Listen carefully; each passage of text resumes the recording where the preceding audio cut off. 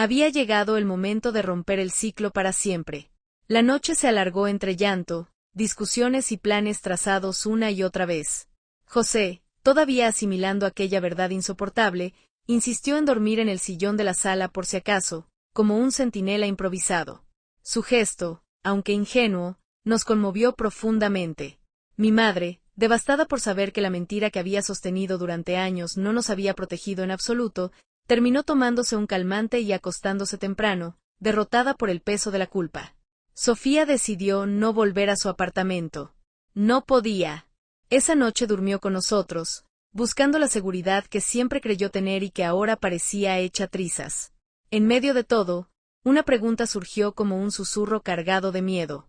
¿Cómo voy a contárselo a Lucas? Era, quizá, la pregunta más cruel de todas. ¿Cómo explicar algo así al hombre con el que planeaba casarse en pocos meses? ¿Cómo pedirle que aceptara un bebé concebido en circunstancias inimaginables? Con la verdad, dije al fin. Si te ama de verdad, sabrá apoyarte. Igual que Gerardo me sostuvo a mí. ¿Y si no lo hace? Preguntó ella, con una vulnerabilidad que rompía el alma. Fue Gerardo quien respondió. Entonces no es el hombre correcto. Y mereces a alguien que sí esté a tu altura. A la mañana siguiente, cansados pero decididos, comenzamos a ejecutar el plan. Renato, el abogado, llegó temprano. Escuchó cada detalle sin cambiar el gesto, sin juzgar, sin mostrar escándalo. Solo tomó notas, formuló preguntas técnicas y mantuvo una calma profesional que agradecí con el alma. Podemos obtener una orden de restricción sin dificultad, dijo cuando terminamos. Hay suficiente para sustentarla con las declaraciones de Sofía y de usted. Lo penal es más difícil por el tiempo transcurrido, pero no imposible. Y si sospechamos que hay más víctimas, la investigación podría abrir otras puertas. El plan se delineó con frialdad. Sofía concertaría una cita con él en el hotel donde se hospedaba. Ella no iría sola. Gerardo y 2 policías conocidos de Renato estarían cerca, atentos, listos para intervenir. Cuando él bajara la guardia, lo confrontaríamos con la orden judicial y con el inicio del proceso legal. Puede ser peligroso, advirtió Renato. Hombres como él a veces reaccionan con violencia cuando se ven acorralados. Por eso estará la policía, respondió Gerardo. No dejaremos que escape. No esta vez. Sofía temblaba, pero había una firmeza nueva en sus ojos. Quiero mirarlo a la cara, dijo. Quiero que sepa que lo descubrí, que no soy la niña indefensa que él cree. Yo acepté el plan con el corazón dividido. Una parte de mí quería tomar a mis hijos, salir corriendo y desaparecer del mapa. Pero otra, la que había cargado este dolor durante casi 30 años, anhelaba que todo terminara. Anhelaba justicia. Anhelaba cierre. Antes de salir, Sofía pidió hablar conmigo a solas. Fuimos al pequeño patio, donde el jazmín que planté años atrás impregnaba el aire con su aroma dulce. Ella tomó mis manos, respiró hondo y dijo, «Mamá, antes de enfrentarnos a él, necesito decirte algo». «Dime, hija». Sofía parpadeó, las lágrimas retenidas en el borde de los ojos, pero con una convicción firme en su voz. «He decidido quedarme con el bebé». Mi corazón se detuvo un segundo. «Sé que puede parecer una locura», continuó, «pero pensé en lo que me contaste, en cómo me amaste desde el primer instante, aunque nací del peor dolor. Y entendí algo, yo también puedo amar a este bebé. No por su origen, sino porque es mío». Sus palabras me atravesaron como un rayo. Dolor, orgullo, miedo, amor, todo al mismo tiempo. Y supe que, sin importar lo que viniera después, mi hija ya no era una víctima. Era una mujer tomando decisiones desde el valor. ¿Estás completamente segura?, pregunté, separándome un poco para mirarla directo a los ojos. Es una decisión enorme, Sofía, y muy personal. Sí, respondió sin titubeos. Y hay algo más. Mi corazón dio un salto. Anoche hablé con Lucas, añadió. ¿Y? ¿Cómo reaccionó? Apareció una pequeña sonrisa, tenue pero sincera. La primera desde que esta pesadilla comenzó. Lloró conmigo, se indignó, se enfureció por lo que ese hombre me hizo. Pero luego me dijo algo que jamás voy a olvidar. ¿Qué te dijo? Que el amor verdadero no se prueba en los días felices, sino cuando las cosas se rompen. Que me ama pase lo que pase. Y que este bebé también será suyo, porque me pertenece a mí, y todo lo que es mío, él lo quiere y lo respeta. Las lágrimas me ardieron en los ojos. ¿Cuántas veces Gerardo me había dicho palabras parecidas, frases que me sostuvieron cuando creí que no podría seguir adelante? Y ahora Sofía tenía a su propio Gerardo, un hombre noble, valiente, dispuesto a ver más allá del origen del bebé, más allá de la sombra que nos perseguía desde generaciones. Es un hombre afortunado, le dije secándome las mejillas. Tenerte en su vida es lo más grande que le pudo pasar, aunque aún no lo entienda del todo. Sofía soltó una sonrisa triste, pero llena de determinación. Él dice lo mismo sobre ustedes dos, susurró. Que tú y papá son ejemplo de cómo el amor puede resistir incluso lo inimaginable. Volví a abrazarla, y por primera vez en mucho tiempo sentí una paz rara, frágil, pero real. Tal vez eso era la redención, no borrar el pasado, sino transformarlo, convertir la herida en un lugar donde también creciera algo bueno. En ese momento, Gerardo apareció en la puerta del patio. Es hora, dijo con voz firme. Sofía se secó las lágrimas, se puso derecha y respiró profundo. Sí, respondió. Estamos listos. Vamos a terminar con esto. De una vez por todas. Y así emprendimos el camino hacia la confrontación que cambiaría nuestro destino para siempre. El camino no sería sencillo, pero por primera vez en décadas, sentí que era posible ganar, que el monstruo que nos marcó la vida estaba a punto de ser enfrentado sin vuelta atrás. El hotel donde ese hombre se hospedaba parecía tan desgastado como su propia alma. Pintura deslavada, alfombras viejas con manchas oscurecidas por los años, un ambiente decadente que encajaba perfectamente con la clase de vida que él siempre había llevado. Llegamos en 2 autos. Gerardo, Sofía y yo en uno. Renato y los policías vestidos de civil en el otro. Mientras esperábamos en el vestíbulo, miré a Sofía una vez más. Hija, aún podemos detenernos y hacerlo de otra forma. No tienes por qué cargar sola con esto. Ella me tomó la mano, apretándola con fuerza. No, mamá. Necesito verlo. Quiero que se dé cuenta de que ya no puede manipularme. Que lo que nos hizo a ti y a mí se terminó. A mi padre le habíamos dicho que Sofía lo vería en el restaurante del hotel. Él no tenía idea de que nosotros también estábamos allí. Tampoco sabía que la policía esperaba en silencio entre los clientes. Mucho menos que esta vez no tendría escapatoria. Cuando las puertas del ascensor se abrieron y él apareció, tardé unos segundos en reconocerlo. Aquel hombre que había dominado mis pesadillas durante tantos años ya no existía. Ahora era apenas una sombra. Un anciano encorvado, con el cabello casi blanco, el rostro profundamente arrugado y un bastón sosteniendo el peso que sus pecados ya no podían ocultar. Pero sus ojos eran los mismos. Fríos. Medidos. Atentos a cada rincón como un depredador que aún cree tener ventaja. Y ese simple detalle fue suficiente para que mi piel se erizara. Cuando él salió del ascensor y vio que no solo Sofía estaba allí, sino toda nuestra familia reunida frente a él, se detuvo en seco. En su mirada apareció primero la sorpresa, y luego una especie de burla mal disimulada cuando me reconoció. Marisol, pronunció mi nombre con esa voz áspera que recordaba demasiado bien. ¿Cuánto tiempo? Sentí como Gerardo se tensaba a mi lado, los puños apretados, listo para lanzarse.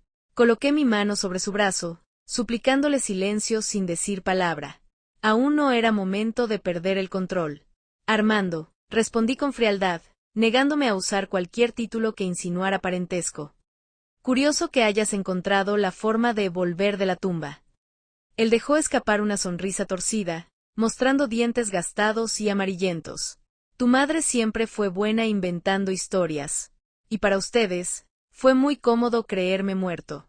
Antes de que pudiera responder, Sofía dio un paso al frente, con valentía que me llenó el pecho de orgullo y dolor a la vez.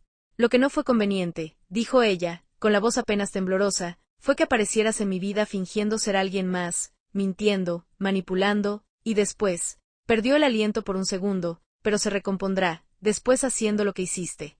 Él la miró con una especie de falsa ternura que me revolvió el estómago. mi nieta, o quizá debería decir mi hija. Tienes tanto de tu madre a tu edad. Cuando te vi aquel día en Guadalajara, no pude evitar acercarme.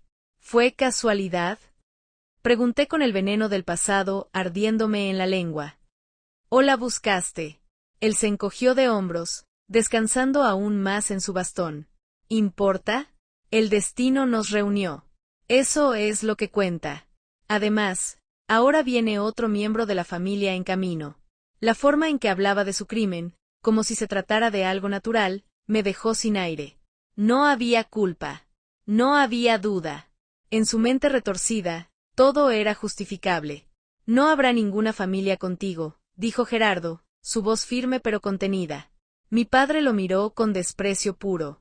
Ah, Gerardo, siempre dispuesto a criar los hijos de otros. Primero Sofía, ahora este bebé. ¡Qué hombre tan generoso!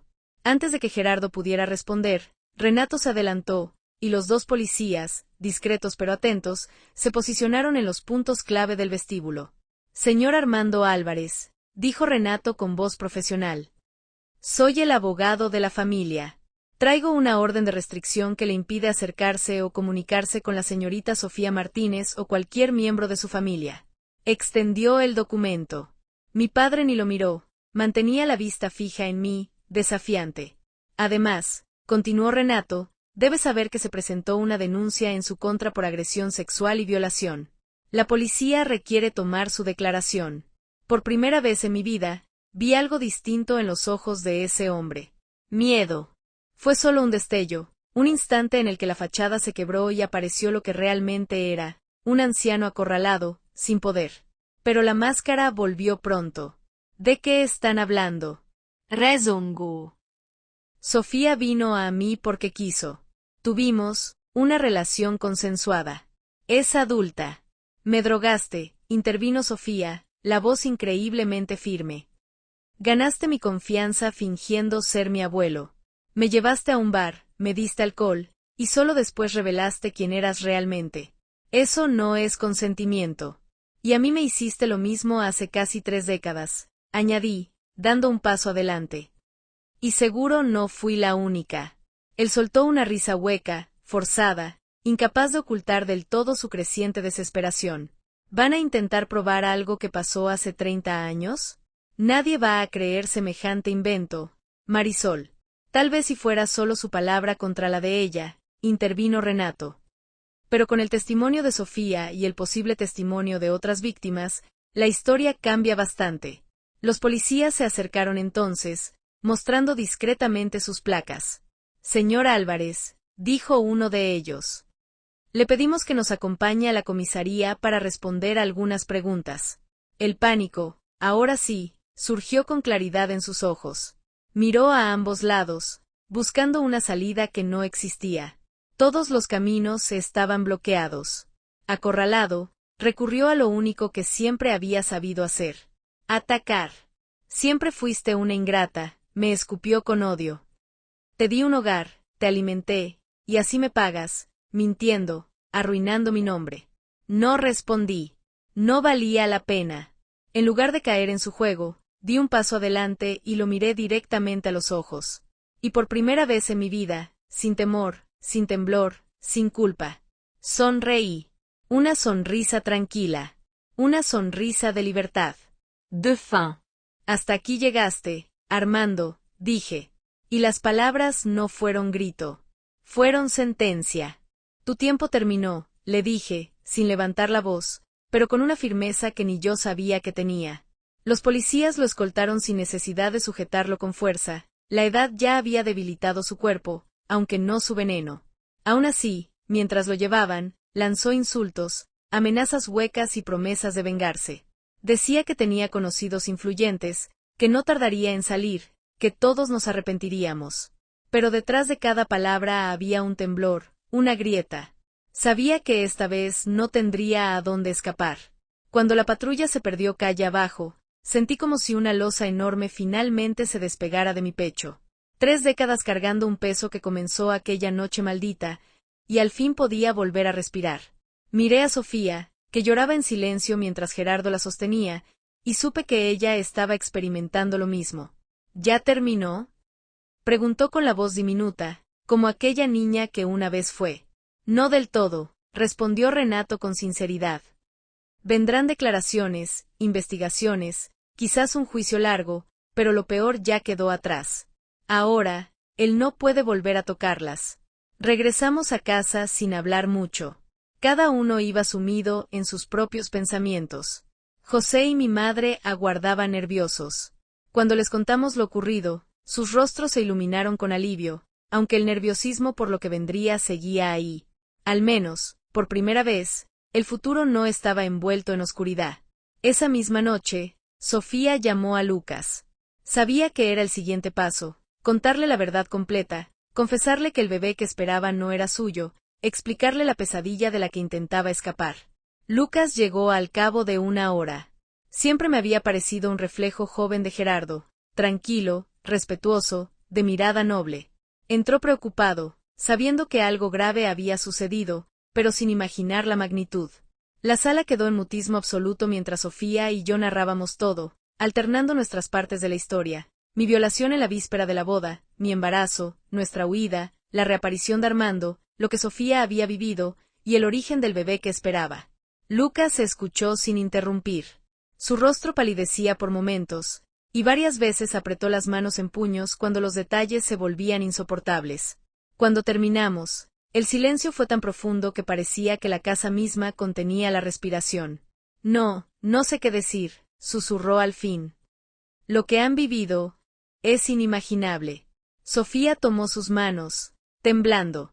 Entenderé si decides cancelar todo, la boda, el compromiso, lo del bebé. No quiero obligarte a cargar con algo tan terrible. Solo te pido que... Lucas apoyó suavemente un dedo en sus labios para detenerla. No vuelvas a decir eso, murmuró con voz firme. Te amo, Sofía. Todo de ti. Lo que ocurrió no fue tu culpa. Y este bebé tampoco lo es. Ustedes me enseñaron que es el amor real. Yo quiero estar contigo, pase lo que pase. Quiero ser el padre que esta niña o niño necesita. Como Gerardo lo fue para ti. Gerardo, que casi nunca mostraba sus emociones, soltó las lágrimas y lo abrazó como a un hijo. Un abrazo que cerraba círculos. Los meses siguientes fueron un torbellino. Contra todas mis expectativas, mi padre fue formalmente acusado, no solo por lo que le hizo a Sofía, sino también por otras dos mujeres que se animaron a denunciar cuando el caso apareció brevemente en la prensa local. La edad y un conveniente diagnóstico cardíaco le permitieron enfrentar el proceso en libertad, aunque vigilado con brazalete electrónico y con la prohibición estricta de acercarse a cualquiera de nosotras. La boda de Sofía y Lucas quedó pospuesta hasta después del nacimiento. Ellos querían que el bebé fuera parte de la celebración desde el inicio. Y, paradójicamente, mientras más crecía el vientre de Sofía, más paz comenzaba a asentarse en nuestra familia. Era como si, al destapar todos los secretos que cargamos por tantos años, por fin hubiéramos dejado espacio para respirar, sanar y ser felices de verdad. Lucas estuvo impecable durante todo el embarazo. Iba con Sofía a cada cita médica, leía sobre crianza, compraba cosas que todavía no eran necesarias. Cuando supieron que era niña, él propuso su nombre. Clara, dijo, porque vendrá a iluminar nuestras vidas, porque será el inicio de algo limpio, sin sombras. Mi madre, aunque devastada al principio, también encontró sosiego. Jamás hablamos directamente de la mentira sobre la supuesta muerte de mi padre. No hizo falta. Entendí, con los años, que intentó protegernos. Y el perdón llegó sin ceremonias, sin pedirlo, sin pronunciarlo. Simplemente, ocurrió. Clara nació una mañana luminosa de mayo de 1992. El parto fue duro, igual que el de Sofía, pero cuando la colocaron en brazos de mi hija, todo el dolor se desvaneció. Reconocí en el rostro de Sofía el mismo desbordamiento de amor que yo sentí cuando la sostuve por primera vez a ella, un amor que no entiende de orígenes, un amor que simplemente existe. Lucas observaba la escena con un brillo en los ojos que hablaba más que cualquier discurso. Gerardo me tomó de la mano y dijo en un susurro. Es como si el ciclo por fin se cerrara. Sofía encontró a su Gerardo, igual que tú encontraste al tuyo. Asentí, envuelta en lágrimas. Tenía razón. Era un cierre. Una herida cerrándose. Una nueva vida entrando sin cargas, sin sombras, sin miedo. 3 meses después, el juicio contra mi padre finalmente comenzó. El juicio fue un camino largo y desgastante. Hubo días en que Sofía y yo sentimos que no podíamos seguir, que remover heridas tan antiguas y tan profundas era demasiado doloroso. Los abogados de la defensa intentaron deslegitimar nuestras palabras, insinuar que nuestros recuerdos estaban distorsionados o que inventábamos. Y soportar la mirada fría del hombre responsable de tanto sufrimiento era como caminar descalza sobre vidrio. Aún así, ninguna de nosotras se rindió. Nos sostuvimos mutuamente. Nuestra familia entera se volvió un solo bloque: Gerardo, José, Lucas, mi madre, y también las otras mujeres que tuvieron el valor de denunciar. Todos unidos contra aquello que durante décadas había creído tener el poder de destruirnos. Y ganamos. En enero de 1993, el juez dictó sentencia: 15 años de prisión. Para un hombre de 75, significaba prácticamente una vida entera tras las rejas. No habría un regreso para él. No habría una nueva oportunidad de causar daño. Cuando escuché la sentencia no sentí júbilo. Nadie gritó, nadie celebró. Solo un suspiro profundo, un alivio colectivo que parecía liberar el aire que había estado atrapado en nuestros pulmones por décadas. ¿Ya terminó?, preguntó Sofía sosteniendo a Clara, que observaba todo sin entender. No es un final, respondí acariciando la mejilla de mi nieta. Es el comienzo de algo distinto para todas nosotras. La boda de Sofía y Lucas se celebró 2 meses después. Clara, casi con un año cumplido, cruzó la iglesia en brazos de José luciendo como una pequeña princesa. Fue una ceremonia sencilla, humilde, pero llena de emoción. Lágrimas de alegría, abrazos que hablaban por sí solos, y un sentimiento de esperanza renovada.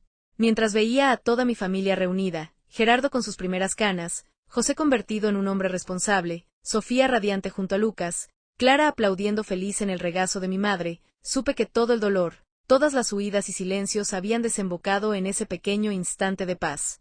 No era un cuento de hadas. Nuestras cicatrices seguirían ahí. Pero era un cierre honesto, conquistado con valentía. El tiempo siguió su curso.